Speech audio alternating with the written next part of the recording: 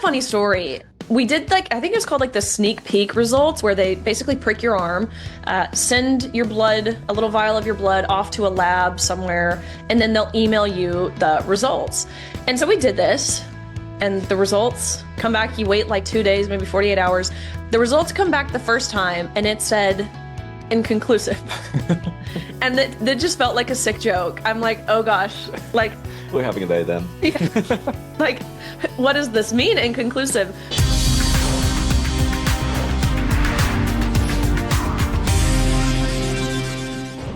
Hello, everybody. Welcome back to the Gains for Girls podcast. Clearly, this is a very, very special episode because I have a co-host with me today. Making my Gains for Girls podcast debut over here. The whole Gains for Girls brand and this show entirely have a new meaning. We announced some very, very exciting news that we have been keeping close to our chest the past few months, really. But before we get into that, I want to tell you guys to go to youtube.com/OutKick. That's where you will find all things Gains for Girls. You can you can subscribe, you can share these episodes far and wide. It really helps us when you do that. And I want to tell you about today's sponsor, which is Cozy Earth. We have their bamboo sheets. They have heard me. If you're a regular listener to this show, you've heard me sing the praises of Cozy Earth, their sheets, their loungewear, their pajamas, time and time and time again. But maybe it will help to hear from someone new. I'm a hot sleeper. I get hot at night. Those things, they're good. That's all I've got to say. Love them. Temperature controlled and regulated. It wicks moisture, heat. Middle of June. It's hot outside. It keeps our room cooler too. We have it, of course, on our pillowcases, so got cooler on our faces. It is remarkable. So check them out at CozyEarth.com. Use my code GAINS, GAINES, for 40% off. I should insert a picture of what Louie looks like in the morning because I wake up super early. I typically wake up before him. He is passed out, mouth wide open, catching flies when he sleeps. And I think a large part of that, how deep he sleeps, how refreshed he feels when he wakes up, is because of Cozy Earth sheets. So again, CozyEarth.com, code GAINS for 40% off. As I said, we shared some very, very exciting news over the weekend. What did we share? We have a little baby on the way. We'll insert a clip of how I shared this exciting news. Little context, we were at Young Women's Leadership Summit at a Turning Point event. Turning Point, of course, has been fantastic for the conservative movement, specifically among the youth. You have leaders like Charlie Kirk, myself, getting on college campuses. So I really found there was no better place to share this information than to a room full of these vibrant, young, conservative women. Check out the clip here. I think the funniest thing about this to me, and her saying, bully someone your own size, which would ironically be a man. How many men do you know that have this?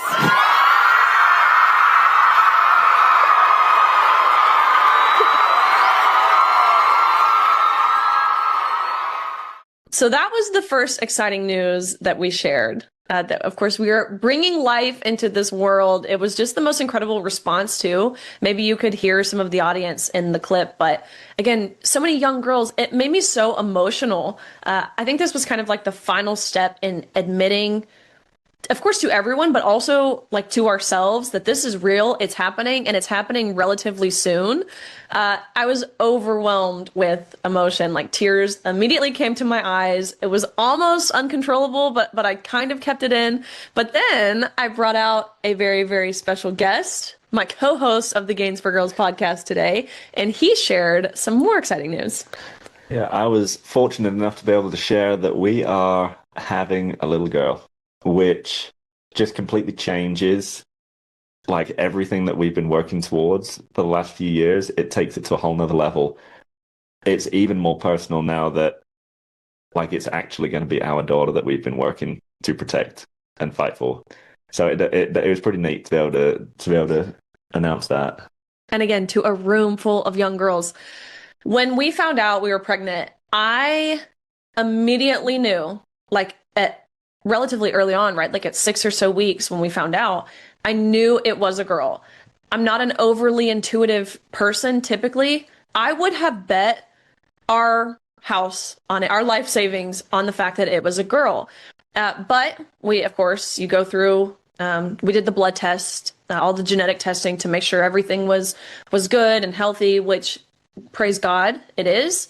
Not that it would have mattered either way, but everything is fantastic. She's growing. She's right where she needs to be. I'm right where I need to be in terms of health. But we did the blood test. Kind of funny story. We did I think it's called the sneak peek results, where they basically prick your arm, send your blood, a little vial of your blood, off to a lab somewhere, and then they'll email you the results. And so we did this, and the results come back. You wait 2 days, maybe 48 hours. The results come back the first time, and it said inconclusive.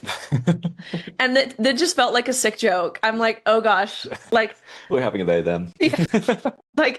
what does this mean, inconclusive? But they reached back out and assured me that there was someone else's DNA. One of the handlers of the blood vial got on there. We need to redo it. We redid it. It came back. You want to tell how we found out together the sex of the baby? So we got the results come through in an email, and so we were in the bathroom when the email came through, and so you just have to scroll down to the bottom, and then it has in big letters whether it's a boy or a girl. And so we scrolled down, and there was definitely a brief pause after we had kind of seen what it was. I think it was almost shock. We did final guesses before this. Yeah. I of course guessed girl. I guessed boy, and so I was definitely shocked when I saw girl.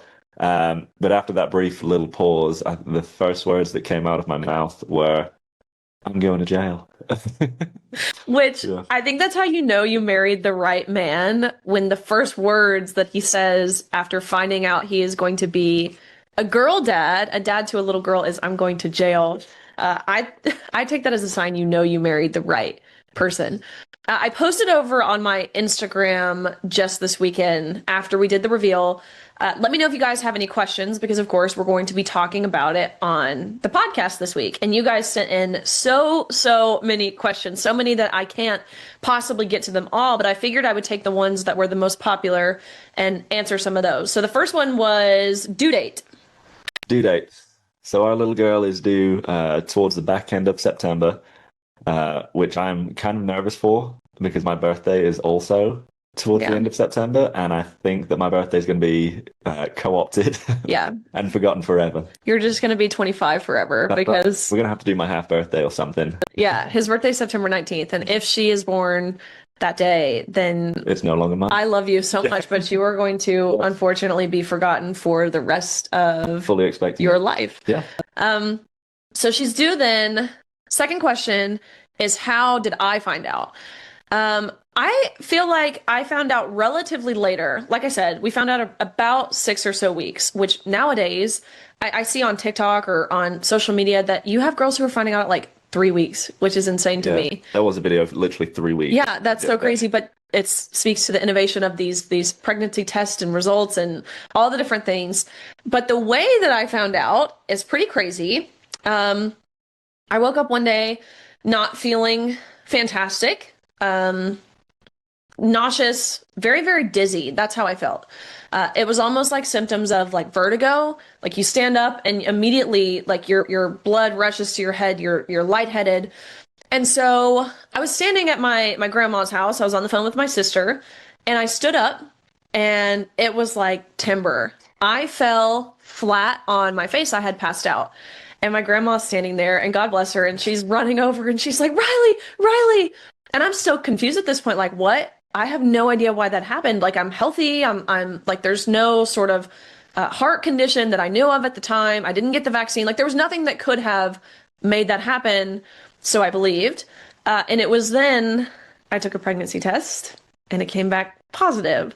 But if you have been a loyal fan of this show, a loyal watcher or follower, you maybe remember several episodes back. Of course, this was in January or February.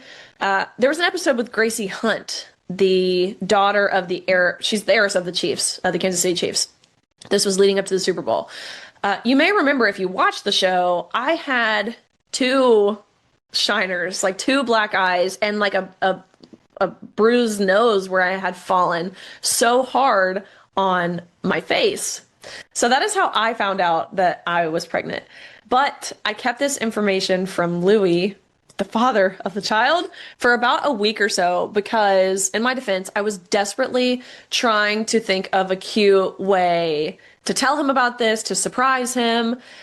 I'm not overly creative. I couldn't really think of anything. Each day went by. I'm like, okay, I really, really need to tell him. I'm not that great at keeping secrets either. So it's a miracle I kept this one for like a week. But I was definitely surprised that you held it in for as long as you did. But I remember I said to you, I was like, I've got exciting news, and I'm not going to tell you. And you had to obviously try and one up, and you're like, well, I've got exciting news. I'm not going to tell you. And I thought you were bluffing. I thought you were doing that middle school game where it's like, oh, I know something you don't know, which is typical like Riley fashion.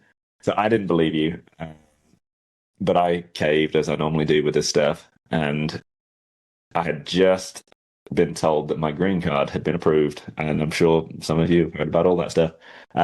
Just found out that my green card had been accepted, approved, and it was on its way in the mail, and it was going to be at the house the following day. And so I just said, well, my green card's coming in tomorrow. What have you got? And she pulls out the pregnancy test and just sets it on the counter in front of me. And I remember my jaw hit the floor. And lo and behold, Riley did one up me. She won that one. in true Riley fashion, I still had like black eyes at this point too, so it's kind of funny.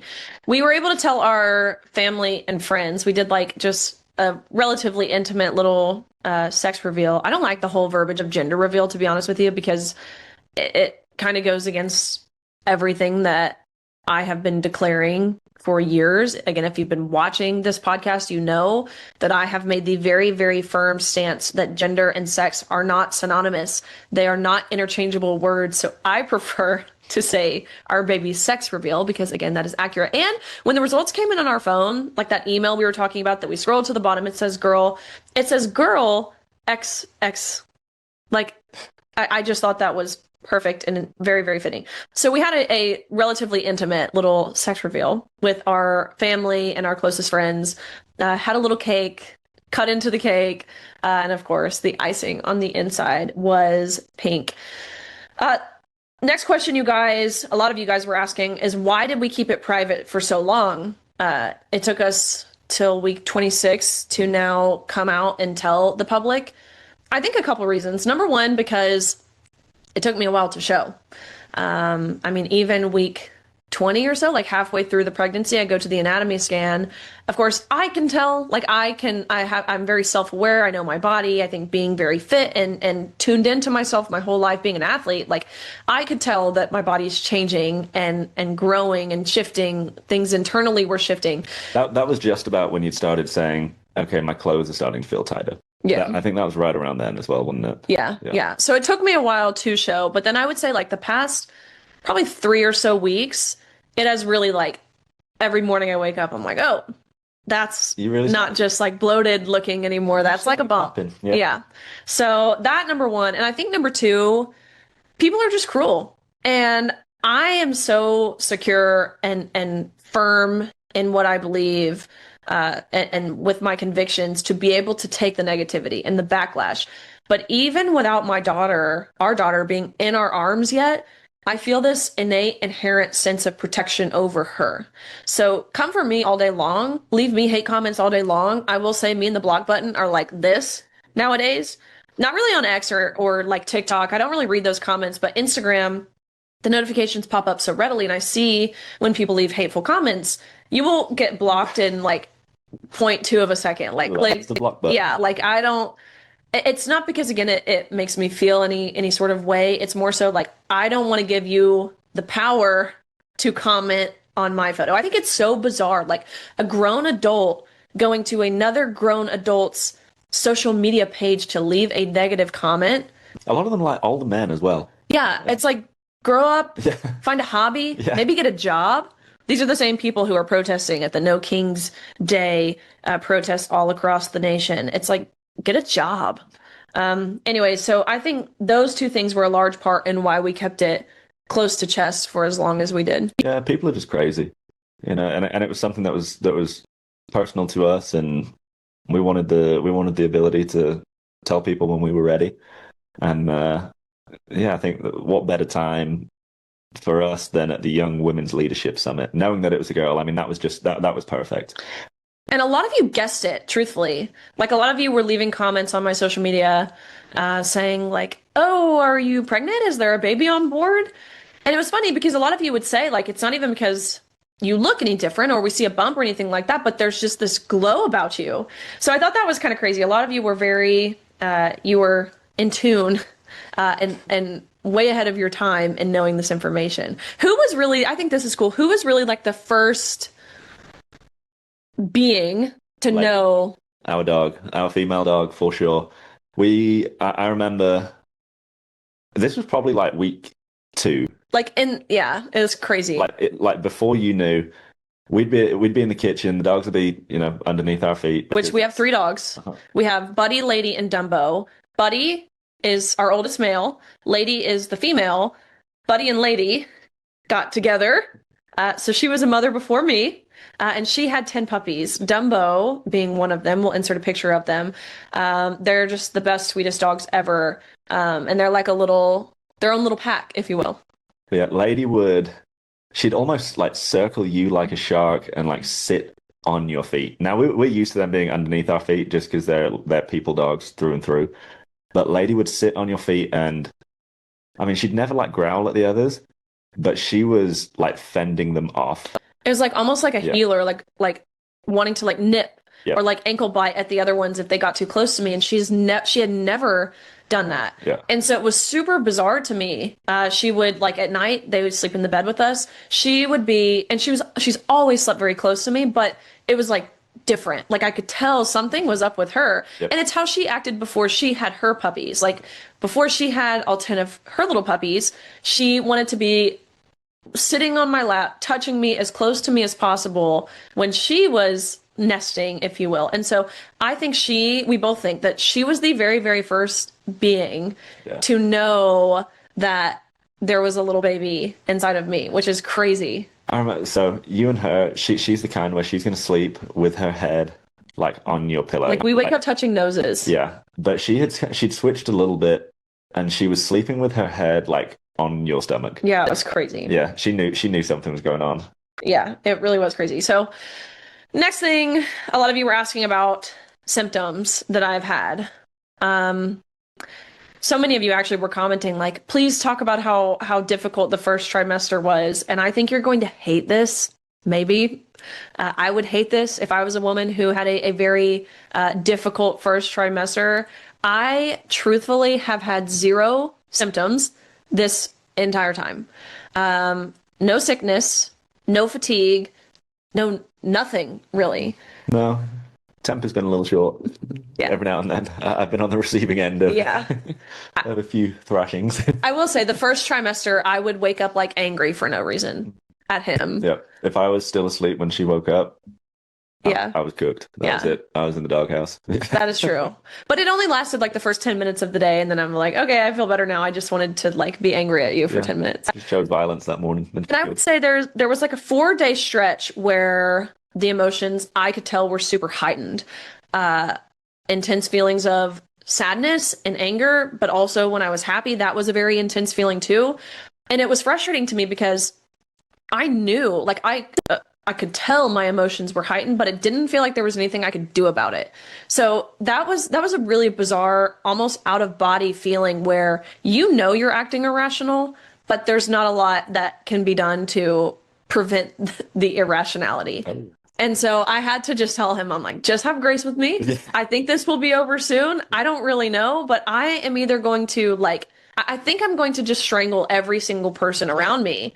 So, but again, that only lasted like about 4 days. Yeah, it was a few 4 days where I was dreading the rest of the pregnancy if it was going to be like that the entire time. But it really was. It was a couple days and then you were good. Yeah. Other symptoms, oftentimes they say with a girl, your face breaks out. I haven't really had any breakouts, but I do feel like my face is just kind of swollen, if that makes sense.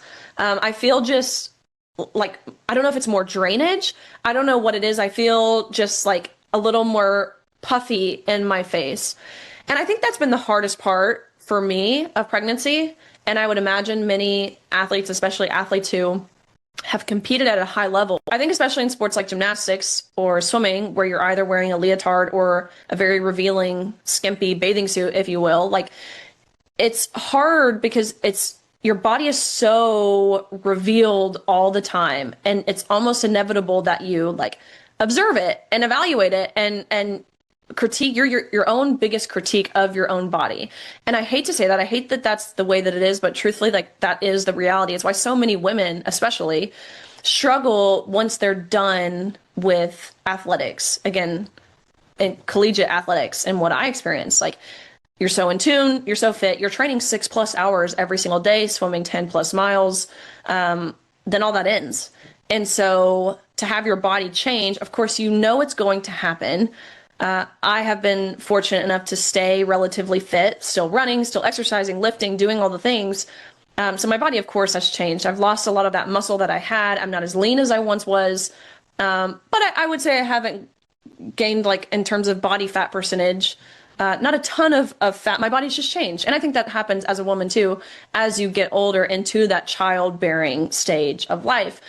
So the hardest part for me is how now growing this little tiny human inside of me, it's involuntary. Like there's nothing you can do. Your stomach is growing, which is very bizarre. I've always, I mean, from the time I was like 10 years old, probably even younger than that, like I've always, truthfully, just had like a rock solid 6-pack of abs. Must be nice. Yeah, yeah.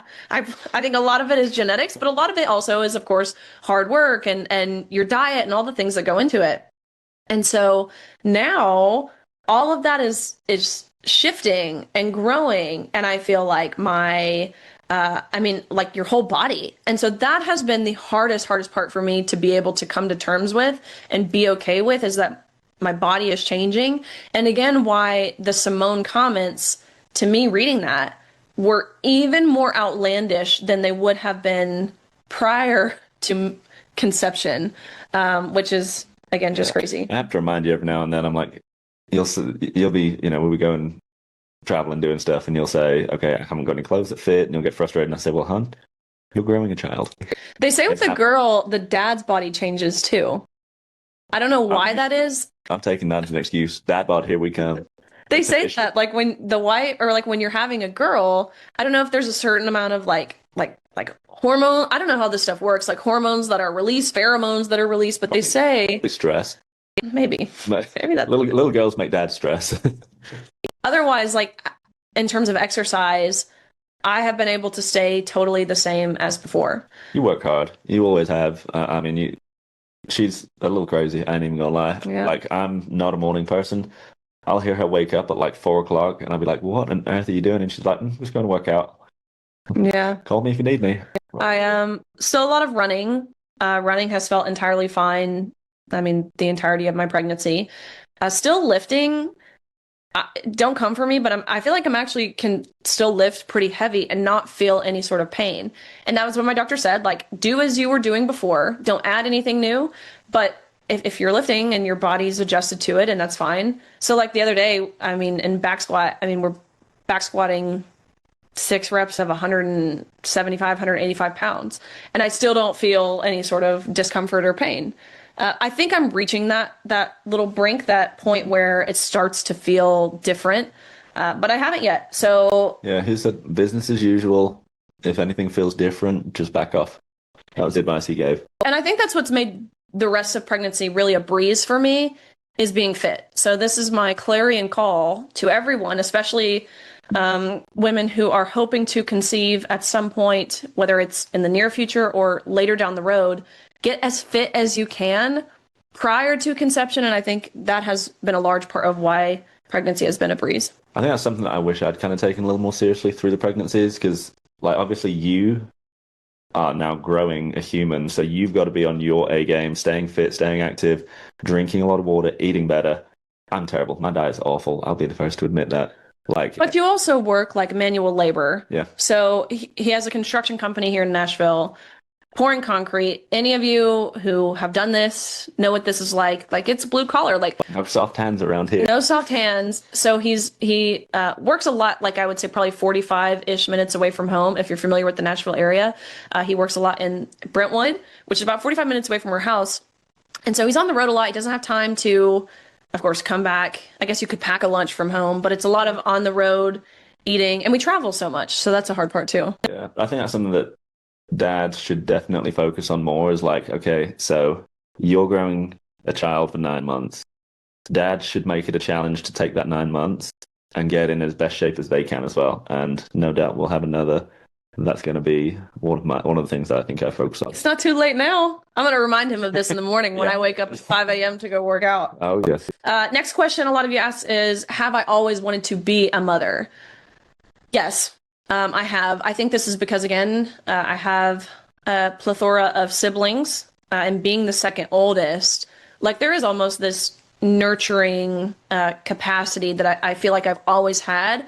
I've always said that I want like a basketball team of kids. Subs was the last I'd heard. And subs, definitely. I have thought for the longest time, and I know, like, don't come for me. It's easier to say this when you haven't yet had a child. So this probably sounds very Naive. yes, Yeah. yes, blissfully ignorant. But my dream is to have 3 kids under 3. I told you you're crazy for that. So let's get through the first one. Like, that just sounds like a dream to me. So I've always wanted to be a mom, but I will say, again, since I think especially first of all, hearing the heartbeat for the first time, that was like when it's like, oh my gosh. And you hear the heartbeat at the very, very first appointment at 8 weeks. It's faint. It's not as strong as it continues to progress to be. But it was a lot faster than I thought it was. Yeah, it's like 150. I thought it was beats per minute. 150, 160. That was one thing that I was surprised about is even still, I think the last time we went, it was still 140, 130, something like that.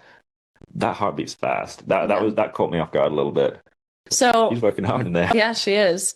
But that, and then the 20-week, like the anatomy scan where you see her little hands and her little feet, and we'll insert a picture here too of what we saw. And you can see on the sonogram, like she's in there flipping around and moving and like hardly still enough for the nurse to take the photos that she needs to take to make sure that she's growing properly. It is the craziest thing ever. So I think since seeing that with your own eyes and hearing that with your own ears, that makes that desire to be a mother like more personal. Like it's really, really real. And it's something that I don't know how at that point, how any woman could not want that. Like that's how magical those moments really were. It is different for dads as well because we're not like I don't want to say you forget about it, but like the baby's not inside of us, and so we don't feel the changes happening. So getting to hear the heartbeat was really neat, and then the first ultrasound. I remember when we went for that, she looked like she had a tail. Tadpole. Yeah, I seriously said, okay, why does she have a tail? Well, why does it have a tail? Because we didn't know it was a she. Why did it have a tail? That freaked me out a little bit. But seeing the 20-week one was where it kind of really clicked that that's a human Baby. Yeah. That was really cool. Getting to see that, the hands and like the nose, the mouth, the face, just seeing it all. That was where it kind of clicked, and it was like, it's happening. There she is. What about cravings? If Riley goes, I've like tried to classically condition him. Her only craving that I've noticed is Dr. Pepper. So if she does that little cough, it's like she needs a doctor, and I'm like, got it. Yep. So anytime, like he's been classically conditioned to anytime it's like, I'm sick. Pavlov's dog was onto something there. So, but other than that, I don't think I've had any like absurd cravings. I will say now I do like 3 meals. I think prior, maybe it wasn't overly healthy, but prior to being pregnant, I don't think I love breakfast. It's like my favorite type of food, breakfast food, eggs, bacon, all that stuff. But I don't feel like I was someone who prioritized eating breakfast every single day. But now I will say, like, I definitely want a breakfast, a lunch, and a dinner. and never been a big soda drinker really. But now, like all of a sudden, having never drank Dr. Pepper in my life, I do find myself liking Dr. Pepper. Don't tell RFK. Is there anything that you've noticed that you just cannot stand? Because a lot of people get put off of things. Like my mum could not eat chicken, still can, like to this day, cannot eat chicken. Is there anything like that that you've noticed? I don't think I really had any food aversions. I can recall one time we went to Texas Roadhouse and my order at Texas Roadhouse or Longhorn Steakhouse or Outback, it's virtually the same at all those steakhouses. I get a ribeye. Ribeye is by far, hands down, the best cut of meat. I will argue with a wall about that one. It's not even close. No. So medium rare ribeye with broccoli and Brussels sprouts. Love Brussels sprouts. Love broccoli. Awful. Yeah. Criminal. But went to Texas Roadhouse, ordered the food, got to me, and I could not eat a bite. But that was the only time. That was the only, like, I think a lot of women have meat aversions to either chicken or red meat. That was the only time where I was like, I can't even sniff that. That's making me want to gag. But other than that, everything's been normal. So what about sports? Again, if you don't know who Louie is, or if you haven't followed me on other platforms or listened to the episodes where we're talking about either our marriage or what he has gone through in relation to the whole legal immigration battle that we were a part of. We met at Kentucky. He was a swimmer there as well. You played rugby and some other sports growing up. Yeah, rugby, basketball, our football in England, not this hand egg sport that you guys call football. Yeah, played a lot of sports growing up, but swimming was the one that I kind of gravitated towards in, I guess, the equivalent to high school. So with you being a swimmer and me being a swimmer, do you have hopes that our daughter will be a swimmer? I'm open to any sport. That sounds like a but. There is a but. I know. I feel like we have done our sentence in swimming pools, whether it's even just on the pool deck or in the pool. I think she definitely needs to know how to swim. And I know everyone's going to say, the pedigree, she's going to be a swimmer. If she's a swimmer, fantastic. If she wants to do other sports, great. But I feel like we've done enough in the pool. Yeah, you're saying that for your own sake. You don't want to spend time in a hot. If you're like a swim parent or a swimmer, you understand like those chlorinated natatoriums. Number one, they're so hot. Your eyes are burning. You're like sniffing in like toxic chemicals for hours to watch a 30-second race. But it is such a fantastic form of exercise that you can do for the rest of your life. So I don't think we'll put pressure on our kids, our daughter to swim necessarily, but I am a big advocate for our daughter having to play sports. My parents did that with me. Now it's probably a form of child abuse to make your kids play sports, but it teaches you so much. I mean, so many skills that I developed, I learned from playing sports, from swimming, that have translated to what I'm doing now. Like it's playing sports that taught me how to be a leader and to set goals and work to achieve those goals and to be resilient and persistent and all the things that, again, we're utilizing now in the fight to fight for a future for our daughter. Those I all learned from playing sports. So yeah, absolutely. Sport, 100%, but any sport is on the table. I feel like this one, a lot of people ask me this question, and I think it's a little taboo. Was it easy to conceive? I understand the struggles that exist with infertility, and my heart goes out to those who struggle with this because, again, both men and women, because, again, I think it is so natural for women to want to be mothers, to have to, and I have many friends even who have had trouble conceiving or having a pregnancy that actually sticks and holds beyond a certain point of time. And it breaks my heart for them. But our story was a little different. It was a concern of mine for no reason, an irrational fear, because again, you hear it so often where women have a hard time getting pregnant. It was a fear of mine, but really how it went for us, we sat down over like around Christmas time of 2024 and we had discussed like, okay, I think 2025 is the year. We've been married for coming up on 3 years at that point. Now we have been married 3 years. I think we're ready. You were you were wanting kids. I mean, day one. As soon as you got married, you're like, I'm ready. And I had a bit of a hesitation at the start, I mean, partly just to do with the line of work that you and we are in. There's too many crazy people out there. Like there have been too many situations that we were in where I was like, yeah, I think if we either had a child with us or you were carrying a child, again, I'd be in jail. Like that was one of my hesitations from the start. But there's been a shift, especially in how people are towards you over the last few years. When I guess people have realized that, oh, you're not this big scary person that's just like boo attacking kids, as they'd like to say, I guess. So I think that kind of made it like the general public has shifted to where now people are more willing to offer their support and encouragement and agreement with the stance that we've taken in public as opposed to in private. And that certainly, again, I've always understood that perspective and understood that there are so many of us, so many more of us who agree it's literally insane to put men in women's sports and to say that men can become pregnant and to put tampons in boys' bathrooms and all the things that come with the harmful gender ideology movement. But a lot of that support was private at first. Yeah.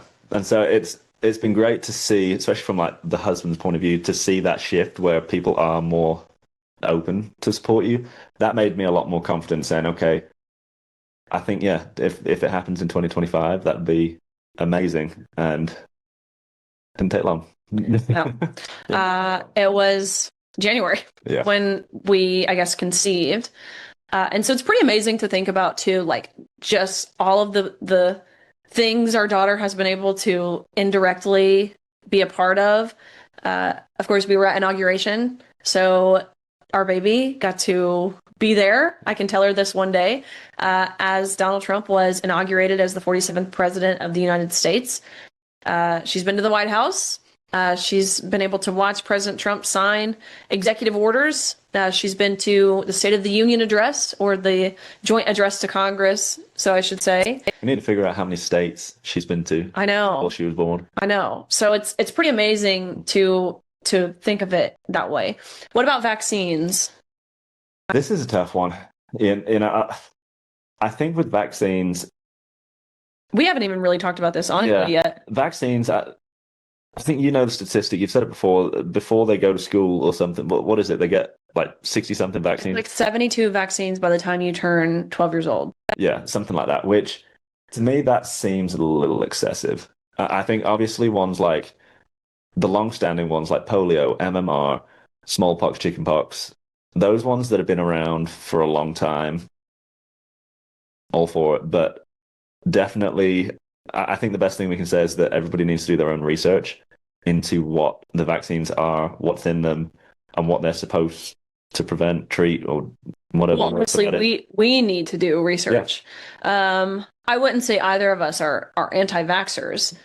If, again, you've been following this show, you know that I have been critical of, I mean, both of us, we've been, critical to the COVID vaccine to the point where it prohibited him for 3 years, almost 3 years, of getting a green card. So we very much stand strongly on principles, but I think we, as a nation, have been able to develop and grow. It's just a matter of being able to really look into what is worth it, what is good, what is known to be, what is proven to be effective, and for the best, I guess, outcome of our child and their health, their well-being. But at the same time, I mean, I would love any sort of recommendations from you guys, honestly. I wish it was laid out easier. That's one of the things that we've had a hard time in the very brief moments we've discussed this. We really haven't talked about it a lot. Where we've discussed this, it's not easily accessible to, as a conservative with the viewpoints that we do, to find information that lays it out of what is what. And again, being 25 years old, never having health problems before, I'm just not overly familiar with what each vaccine is, what it does, how long it's been around, how well has it been tested. But I will say, the thought of day one, or the first day your child is born, day zero, basically, sending your child back with the doctor to get poked who knows how many times, that does not sit very well with me. I think it's, research all around is pretty important. I think figuring out what is in them, what they do, the background to them, but also researching the pediatricians as well, because something that we found out is that a lot of these providers have quotas and Yeah. kickback schemes where if 80% of their patients get the completed vaccine series of everything, they get bonuses and stuff, which to me that doesn't sit right, because pediatricians will stop seeing patients if the parents are like, I don't know if I want my kids to get every single one of these. They'll stop seeing you because it's going to mess with their numbers and their stats, and they're not going to get their bonuses. So that's something that I think that we need to look into as well, and that I think that people should look into is who your pediatrician is, who the healthcare provider is, and kind of what their values are and what their thought processes are. If they say, yeah, you need every single one of these, I'd ask why. I'd ask the question of why. What is it? What does it do? Is it necessary? Okay, last thing is birth plan, which we haven't really even discussed with each other, again, because I think we've kind of just been putting it off, waiting to reveal it to the public to now make everything else more real, like crib, nursery, birth plan, packing like the postpartum bag or your hospital bag or whatever it is. Like, I feel like now is the time we'll really start to sit down and do all those things. So I haven't really talked about birth plan, but here's what I will say. Those of you, I mean, you warrior moms who gave birth at home, whether you chose to, whether it happened kind of like involuntarily, this wasn't what you wanted, but it was last minute, you're giving birth at home. Y'all are superheroes to me, but I just don't think that could be me.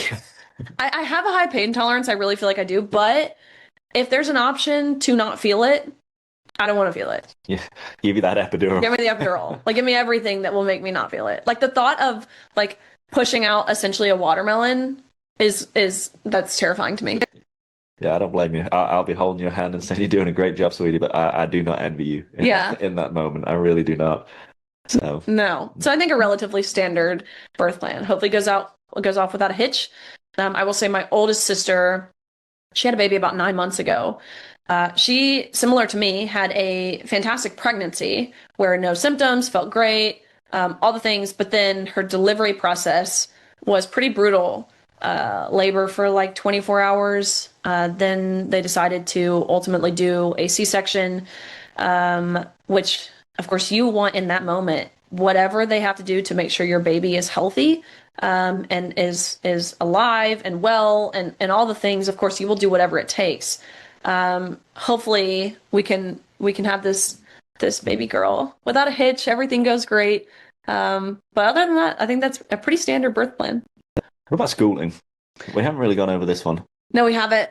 I went to a public school and I had a fantastic experience. Granted, a lot has changed. When I graduated high school in 2018, compared to my younger sister who is going to be a junior in high school next year, like at the same high school, it is totally different. So I think there are things to consider. We live in Tennessee, where we are blessed to have the option of school choice. We have a fantastic legislature and a wonderful governor who made sure this was a priority in our state. So we have that option. So I think discussing what homeschooling would look like, I don't know if I'd be the best teacher. I don't know. I don't think I'd be the best teacher. Spell color differently, so I think. All you Brits. Yeah, if I like color, Bava, I spell all those differently, so I'm probably just going to confuse her if I teach her how to spell. Which, by the way, July 4th is coming up, which I remind him every July 4th. Full subject. I will admit that I think I was probably just born on the wrong side of the revolution. I'll admit that. You heard it here first on the Gains for Girls podcast. Yeah. Well, we appreciate you guys and the outpouring of support that we've received over the past, 72 hours at this point, since releasing and sharing this exciting news, has been the biggest blessing. So thank you guys. We have, as I mentioned, I think growing life, it's made me radically pro-life, not because prior to conceiving, I've always understood that life is to be valued, because we have a creator who condemns the shedding of innocent blood and who has breathed purpose into every life, including those in the womb. So it hasn't made me more pro-life, if you will, but growing a little girl inside of me, it has made the practice of abortion hurt deeply and viscerally. It has made it unimaginable to me. Yeah, like at 20 weeks, Yeah. I could not imagine. A lot of these states where you can go late term, I don't get it. As a provider, I don't get that. I don't get how you could sleep at night after seeing the hands, the face, the feet. I mean, the whole body. Like I mean, it's not just a human. It looks like a human at that point. Everyone's like, "Oh, clump of cells." Like, it's a human. I mean, it's yeah. I don't know how people can sleep at night doing that. No, which is why like so many pregnancy centers or pro-life organizations, they really, really push for women to have that first ultrasound, have one ultrasound before you make that decision. And now I fully, fully understand why. And of course, as we alluded to with in our intro, by saying the meaning of gains for girls has changed entirely. It hasn't really changed, actually. It's just become more personal in a way where it makes it was worth it before, but knowing it's so much bigger than just you really are fighting for the next generation, and that future that you're fighting for, it's for your own daughters, is really, really special and has reinforced why we do what we do and why we will continue to do what we do with such tenacity. It's taken it out of the hypothetical and it's made it real. Yeah. Yeah. Yeah. So very, very exciting. Appreciate you guys. Go to youtube.com/OutKick. Check out all things Gains for Girls there. Like, subscribe, share these episodes. You can go over to my Instagram as well. Would love to keep hearing questions from you guys. Hoping to do just more kind of personal, authentic, raw episodes like this, whether it's with our wonderful co-host. You'll have to let us know if you liked him on the show or not. Please be gentle. He's got a cool British accent. It's like a British Southern at this point. It's pretty funny. When we revealed when he was the one to reveal that we were having a girl on stage, he got out like 3 words and the whole audience just starts cracking up because of his accent. So it's all messed up. It's definitely, I'd say it's probably 2/3 over the Atlantic right now. Yeah. I think it's pushing a little further. We just need to get all the way there. Let us know if you like him in the comments on this episode. And be sure to go to cozyearth.com, use my code GAINS for 40% off. Fantastic sheets, loungewear, pajamas. It's what I got my dad for Father's Day. He has, of course, we use the sheets every single night. So breathable, temperature regulated. They wick away moisture, heat, which is crucial, at least for us in the middle of June in the state of Tennessee, where it is hot and humid outside, keeps us cool. So I appreciate you guys, and we will see you again next week on the Gains for Girls podcast.